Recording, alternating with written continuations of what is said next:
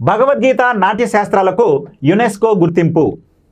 భారతీయ సంస్కృతి వారసత్వ ప్రతీకలైనటువంటి హిందువుల పవిత్ర గ్రంథం భగవద్గీతకు మరియు భరతముని రచించినటువంటి నాట్య శాస్త్రానికి లిఖిత ప్రతులకు అరుదైనటువంటి గౌరవం లభించింది.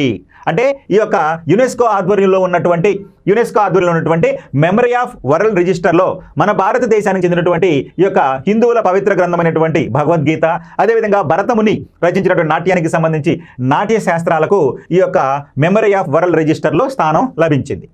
ఇక ఏప్రిల్ 18న ప్రపంచ వారసత్వ దినోత్సవాన్ని, అంటే ప్రతి సంవత్సరం మనం ప్రపంచ వారసత్వ దినోత్సవాన్ని జరుపుకుంటూ ఉంటాము.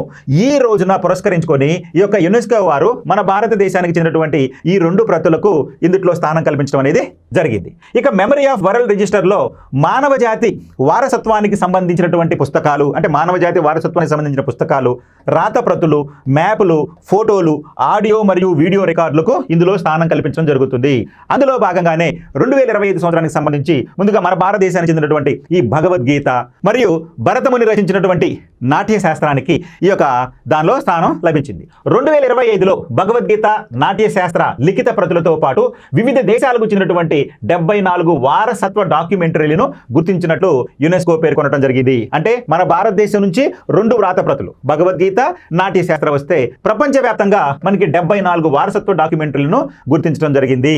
మరి దీంతో మొత్తం ఈ సేకరణల సంఖ్య 570కి చేరింది. ప్రపంచవ్యాప్తంగా మెమరీ ఆఫ్ వరల్డ్ రిజిస్టర్లో 570 వివిధ అంశాలకు సంబంధించి రాతప్రతులకు స్థానం దక్కింది. మరి ఈ 2025 సంవత్సరంలో 74 వారసత్వ డాక్యుమెంటరీలను ఇందులో చేర్చడం జరిగింది. అందులో భాగంగానే మన భారతదేశానికి చెందినటువంటి భగవద్గీత నాట్య శాస్త్రాలకు చోటు లభించింది. ఇప్పటి వరకు మన దేశం నుంచి 14 గ్రంథాలు యునెస్కో ఈ యొక్క రిజిస్టర్లో చోటు దక్కింది.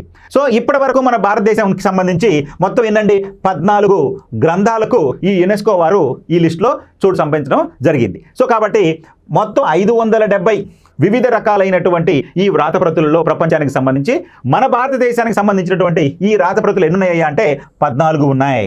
మరి ఈ సంవత్సరం చేర్చుకున్నటువంటి 2 ఏంటయ్యా అంటే భగవద్గీత, నాట్య శాస్త్రం. మరి UNESCO memory of the world రిజిస్టర్ని 1992లో యునెస్కో ప్రారంభించడం జరిగింది. అంటే 1992 నుంచి ఈ యొక్క యునెస్కో వారు ఈ యొక్క ప్రపంచ వారసత్వాన్ని కాపాడేందుకు, గుర్తించేందుకు గాను ఈ యొక్క రిజిస్టర్లో వీటిని గుర్తించడం జరుగుతుంది. అందులో భాగంగానే ఈ యొక్క భారతదేశం నుంచి 14 ప్రతులు అందులో చోటు సంపాదించుకున్నాయి. ప్రపంచవ్యాప్తంగా తీసుకుంటే 570 ఉన్నాయి. వీటిని ఎప్పటి నుంచి స్టార్ట్ చేశారయ్యా అంటే 1992 నుంచి స్టార్ట్ చేయడం జరిగింది. అంటే ఈ మెమరీ ఆఫ్ ద వరల్డ్ రిజిస్టర్ని ఎప్పటి నుంచి ప్రారంభించారయ్యా అంటే 1992 నుంచి ప్రారంభించారు.